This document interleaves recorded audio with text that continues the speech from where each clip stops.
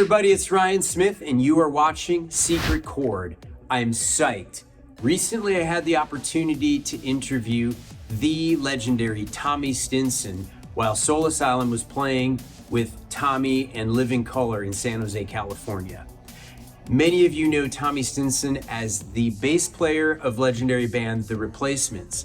He's also played bass for Soul Asylum, Guns N' Roses, and he's had an incredible career as a solo artist and has fronted his own bands Bash and Pop and Perfect.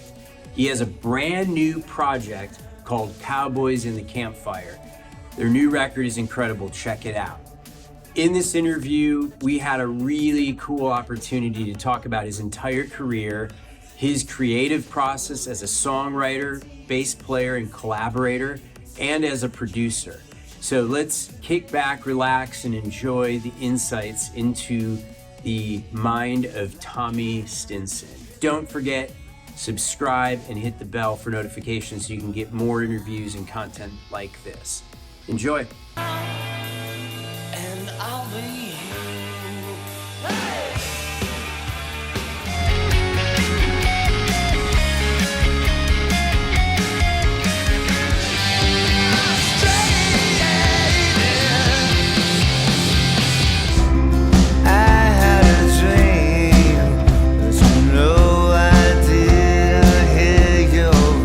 Everybody, we're in beautiful San Jose, California. This is the man, the legendary Tommy Stinson. Very glad to have you on Secret Chord, Tommy. Thanks for doing this. Thank you. Your set was amazing tonight. Thank you. That was fun. Yeah. It was funny. It's funny playing outside on a concrete deck outside with just an acoustic guitar. It is. Oh boy. Yeah. Every day is an adventure. It is. Yeah. On Secret Chord, a lot of people watching this are interested in playing music and the process of creating and writing. You started playing bass when you were 11, is that right? Yeah. So I was trying to do it. Think about it the other day because I've been kind of writing like not my book or any of that kind of thing, but I was trying to think about exactly when it was, and I think it was 11 years old when I picked it up. And we were a band by 12, I think, and shoot, it went pretty quick. Stop!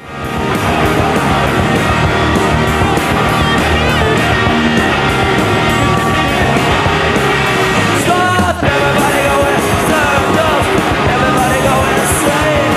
Junior, Junior's do the thing. Suddenly at 56, it just went by like that. That's incredible. Wow. So at 11, what was your first motivation to pick up the bass guitar? Coca-Cola and candy bar. Not even kidding you. Bob, my brother, he saw me monkeying around with it, and he asked if I wanted to play it, and I said sure, and then it hurt my fingers. I was like, no, I don't really want to do that. He goes, I'll give you Coke. Oh, okay. A Coke, not give you Coke. Two differences.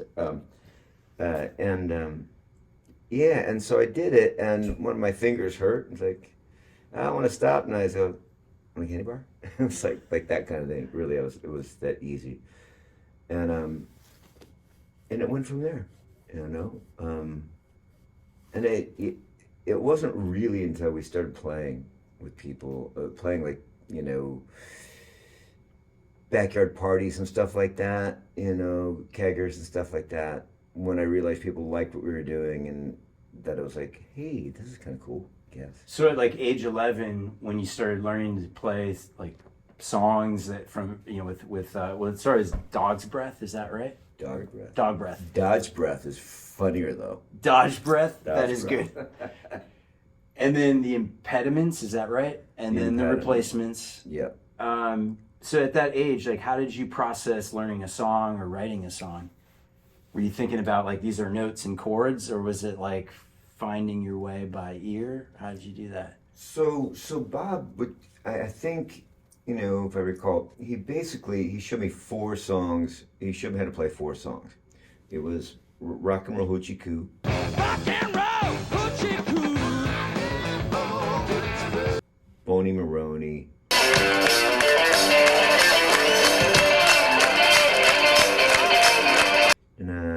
good? Go, go. Go, Johnny, go, go. Go, Johnny, go, go. And Roundabout, of all the crazy things. But Yeah.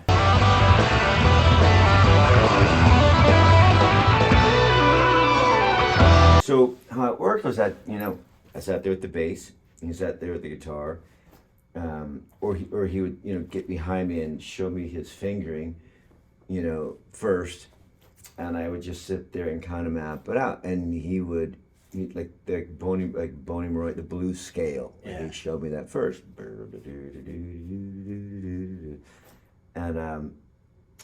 and it just took a little while, but he basically, I learned those 4 songs probably, I don't know, within probably a month's time or something like that, give or take. Don't remember exactly how long, but we just kind of sat there and hacked it out and kept coming back to it. A few Coca-Colas and a few candy bars later, that kind of thing. And I really, it got to a point a couple times where I was really crying. I was crying because it hurt, and I didn't want to do it. And he kept pushing. Yeah. And the rest is history. Okay, good. I'll see you. No, I'm kidding. It's all good. So you said that, so at age 11, that's how you started. Now you're 56. How has that changed, like over the course of the last decades? Like, how do you think of music differently than you did as an 11-year-old? Oh God, yeah. I mean, it's all different. Mostly because, right now. So back then I wasn't writing. I was learning, and in every aspect of learning. And so. Yeah, so it's a whole different beast now. You're asking me, and at a good time actually, this question, because I go from performance mode to creative mode. They rarely intersect in the writing process. Like I usually, they're very cyclical in a way. Writing mode, creative mode, that whole thing until I've done or made a record or gotten tired of it, and then it's going to the next phase, which is usually performing, remembering how to play them, and that kind of thing. And once in a while they kind of cross over, and so we finished up this Cowboys In The Campfire record, and started touring behind it. The record came out in June. We've been touring a little bit before that came out, and since. And I'm already, because the record's been done for a year already. Before it came out, I'm already kind of on the other side now. So I'm kind of in my hotel room a little while ago. I'm like playing my guitar, going, I got this song idea. I started to kind of hack out, and it's funny. I'm in a hotel room, not the most conducive place to sit and come up with a song when you're just trying to hum a melody and stuff like that. It's late, Right. You got neighbors. You got to get one of these, hey, and that kind of thing.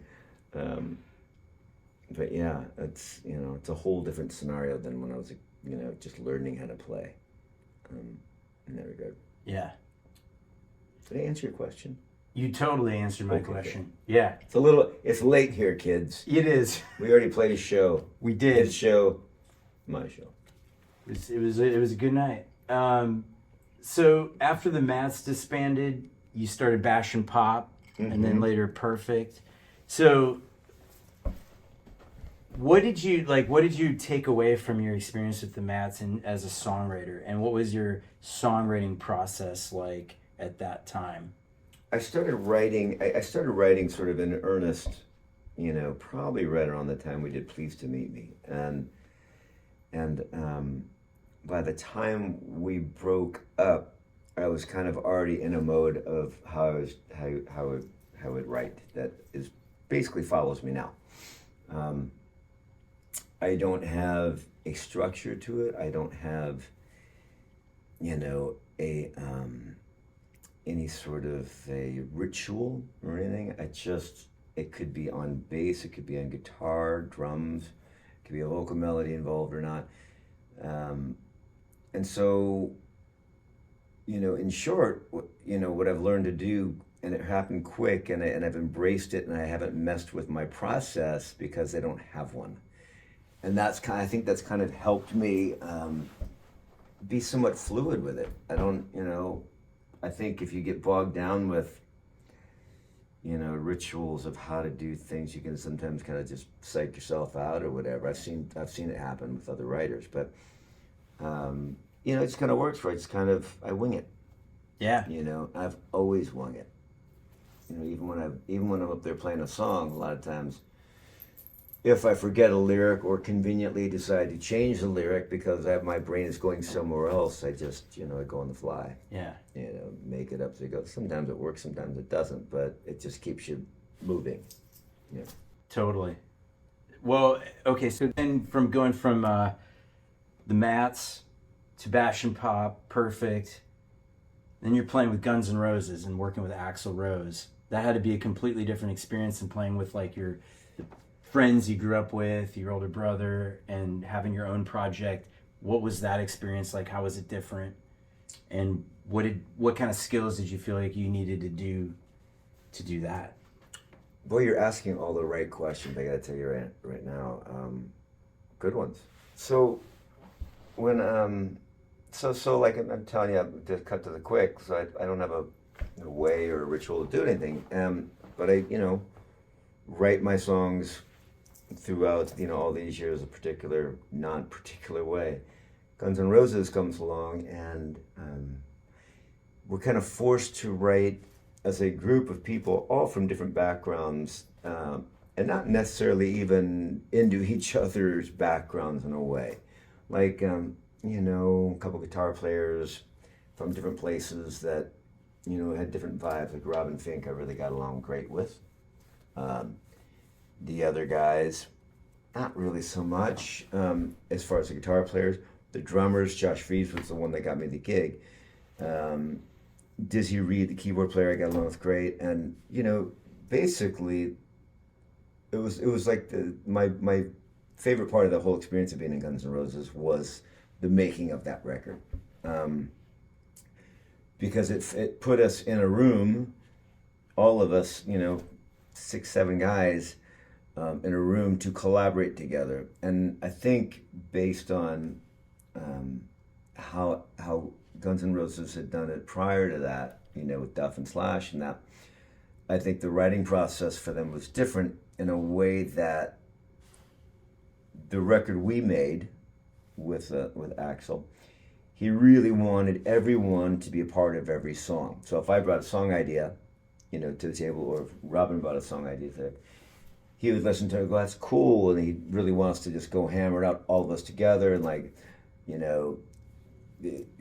pull different things. We'd all kind of like demo up each one's songs. We'd demo them up separately even sometimes, and send them to Axl, and he'd go, I like this part, let's mush it all together in a way.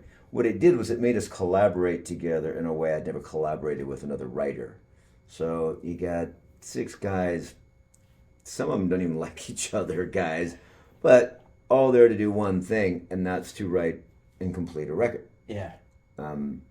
I think it was Axl's, and he's brilliant as a producer for just this point. I think it was on him to make sure that everyone had an investment in each song so that they'd want to play it, record it, and do their best because they had investment into it. I think, I don't think I'm speaking out of line with that, but I think it was a brilliant way to do it with 6 individuals that, on one hand, some of them had great experience. I probably had more experience than all of them, including Axl, except made more records and had been doing it longer even than all of them at that point. So lesser, writers and more, in different ways. It worked. It was interesting. And when I look back on it, it was my favorite part of that whole experience because it really made me appreciate the shortcomings of some of the players, but also it humbled me to go, okay, that was my idea. It's changing. It's evolving in a way that maybe I don't even like, but at the end of the day, it was like, cool, we did that, and like everyone's invested, and it was kind of and everyone's a part of it, and it was. I think it made a great record. Everyone can poo-poo that record all they want, but I think we did a really great record. I actually really like that record. Yeah. Oh, well, thank you. And I checked it out because of you. That's kind of why I probably wouldn't have bought the Guns N' Roses record at that time, but it was good. It was a good record.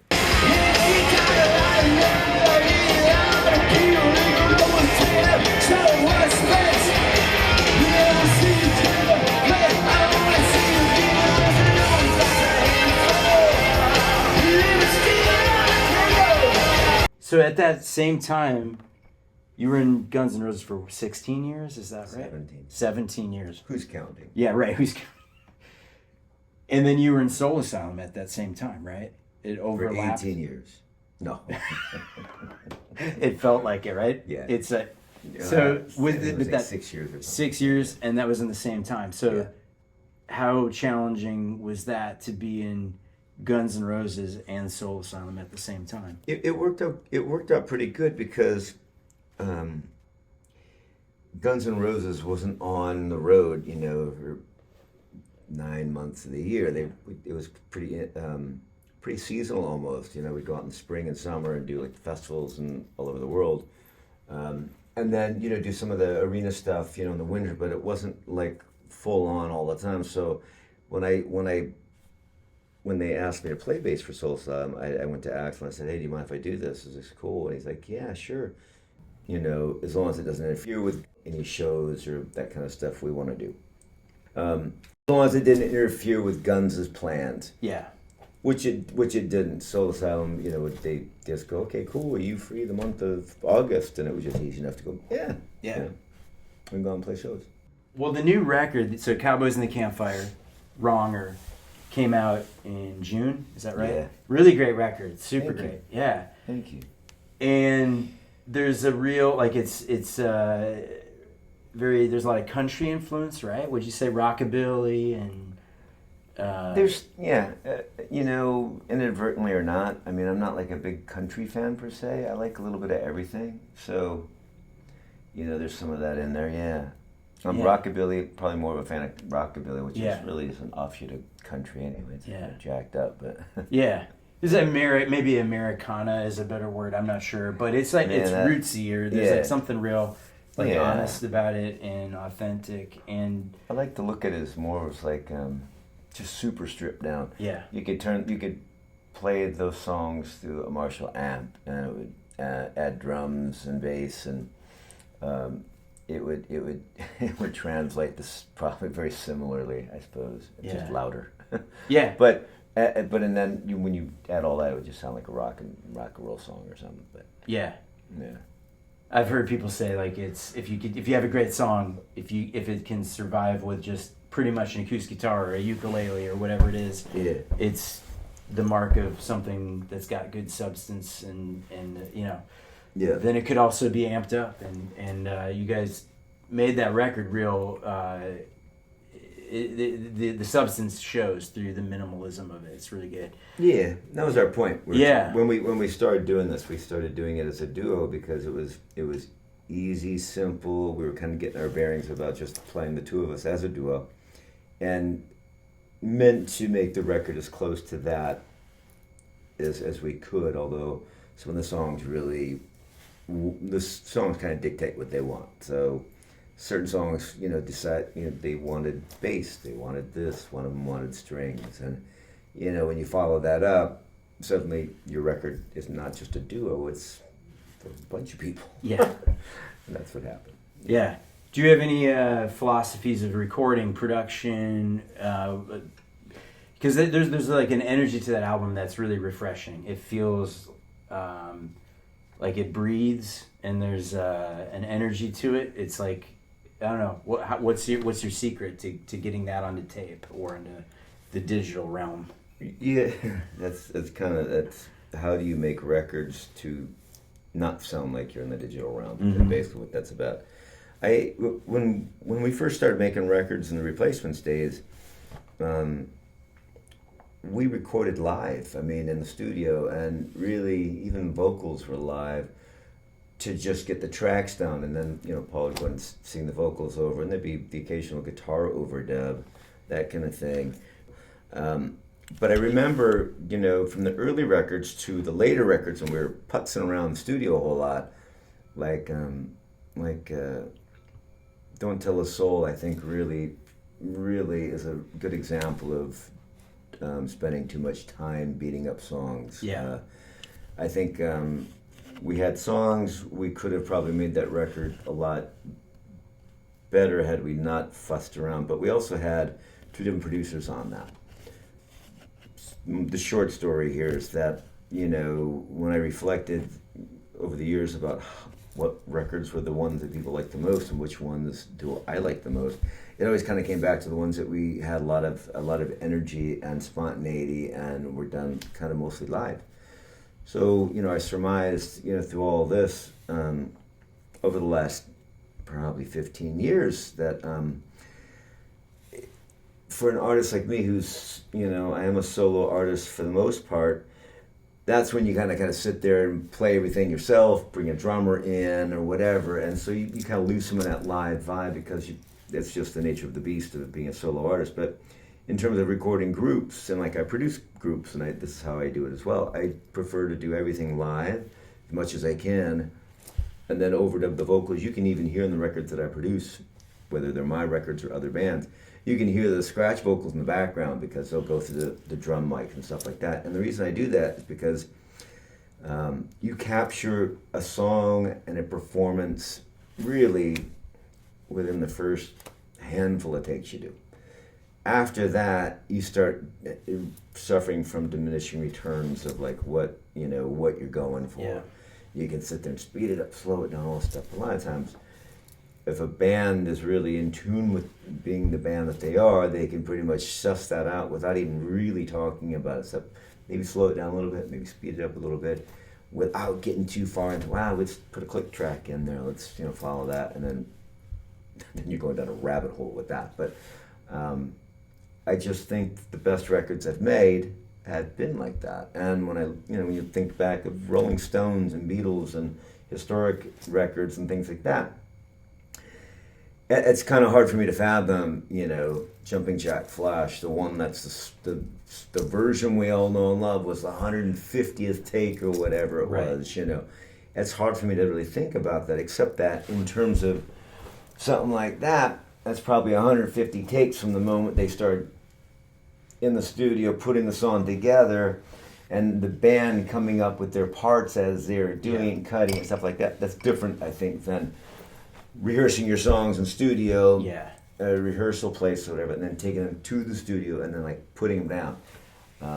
When I produce records or make my own records, I like to kind of hash out the songs before even pushing record in any way. I was just going to ask you, so how much preparation do you like? How much rehearsal for a song before recording it do you like to a lot of it with a group. It'll get hacked out in rehearsals. When I produce a band, I have them come in, play me their songs. I usually listen to the demos that they've done before they start rehearsing and setting up in the studio, I should say. And when they start rehearsing stuff is when I'll go, hey, you could use a guitar part here, or maybe do this here, slow it down. Get all that stuff kind of done in that moment, because then when you feel like you've gotten songs kind of written to a place where they're ready to be recorded, how I like to do is set up in the studio, mic everything, get sounds, run through everything once. Okay, cool, everyone come back tomorrow, we're going to make the record. So whether it's me with a group or whatever, or a group I'm producing, have them come in on Friday, play through it, set up mics, get everything kind of snapping. By the end of the night, you've kind of run through everything and, all the songs once or twice, whatever, just without even recording, just to hear everything's good. If there's anything that needs to be done, changed or whatever, we'll do it in the morning, or we'll know that when we record it, maybe you sit out the guitar part in this section so we come up with something that's an overdub later, that kind of thing. Map it up that way. Next day, record it all live right there where you're sitting there. I do 3 passes, move on, next song. And if we don't get it in those first 3 passes, you come back to it later. But what I don't like to do is beat a song up to where you lose the excitement of a new track, the vibe of it. Yeah. There's so much to be said for that. So much music out there right now to me. sounds so generic in that there's no groove, there's no humanity in a way, like you can feel you, even if there's mistakes. I'll keep the mistakes for a good take. You can hear mistakes on every Beatles and Stones record, one way or the other. More so on the Stones than the Beatles, but you can hear them, and they're part of the vibe of the song. Yeah. And I kind of grew up that way. I think we lost track of that in the Replacements sort of towards the end. But that's kind of what I've gone back to. Yeah. Speaking of the end of the Replacements, what was the last show of the Replacements like? I've heard legends and stories. Is that? Yeah. Which one, the reunion or the? I was thinking the actual, like, before the reunion, like 1991. They both ended pretty much the same way. Okay. Just to clarify. For whatever reason, it's not like we celebrated breaking up the first time, because we didn't really break up. We kind of just walked away from it. It was almost like, okay, you want to do your thing, I'm going to go do my thing. And we didn't, I don't think we even really called it breaking up. Even when we were breaking up, we knew that. It was just like, we kind of like left it sitting in the room, and we just walked out of the room. Okay. And same thing happened with reunion tour. We just kind of, although, I think we overstayed our welcome with that, doing the reunion thing. I think we played, probably a month or so of shows more than we should have, just because I think the fun and excitement of playing together and doing those songs again for more people than we ever had, it had a short shelf life. Whereas when we broke up, originally and walked away from it in Grant Park in Chicago, it was like we'd done what we could with it. My brother was no longer in the band, Chris was no longer in the band, and I think Paul had, it was time for him to move on to do whatever he was wanting to pursue, and I was ready to, venture into it myself. Yeah. Yeah. Was that Josh Freese playing drums on that tour, or? Yeah. Okay. Yeah. So did you get him involved because of the Guns N' Roses, or? No. Yeah. Josh had been playing on Paul's solo stuff and touring with Paul when he did solo things. So when we did the reunion stuff, I think Paul just felt more comfortable having his solo band be our backup. This is a question I've always wondered. There's so many books written about the Replacements, and like between Bill Sullivan writing about his experience as a tour manager, which it covers that. There's Trouble Boys and stuff. Do you read any of these books? And if you do read them, is there any that you think are good that people should read, that you'd like recommend? Check this book out because it's a good telling of the story. Well, depends on the day you ask. I didn't read Bill's book, but some of the stuff I heard about it made me not want to read it, so I didn't give that a chance even. But whatever. The Bob Mayer book was more in depth because he included all of us, our families, and got anecdotes from everywhere that we were okay with. So we participated in that in a way. I don't need to read it. Yeah. Because I know it's in it. And he did a really good job, and he's helping to do these reissues that he's doing a really good job on. As a sort of a documentary, minded writer, he did all the investigating that he needed, did all the research he needed to do a really great job, which is, I respect that. And that's all fine and good, but I don't need to read them. You lived it, right? I lived it. Right. The Bob Mayer book, I mean, the anecdotes and all the stories in there are pretty spot on. Yeah. And, all the other filler is, pretty spot on from each of us, I've got a few internet questions from people that have sent in their questions. John Fields, you might know him. I know John. He asked, can you ask Tommy to confirm which studio you recorded and mixed him in? He's trying to figure out if it was Studio B at Creation or the Big Room A. Do you remember? Oh, yeah, it was the Big Room. Okay. Yeah. Here's another good question. We got... We'll see about that. We'll see. This is from Dan Fuller. He's asking, what is the most Spinal Tap moment that you've ever had on the road? Oh, man. Well, Spinal Tap wasn't my favorite movie because, quite frankly, we were fucking living it. And I'm being totally serious about that. When that movie came out, I just felt like you saw parts of it, and it actually hurt. And you know, we were pretty infamous for kind of living that life, but not really meaning to. Yeah. All right, so here's my final question for you tonight. What would you tell your 11-year-old self that was just about to pick up the bass? What advice would you give yourself?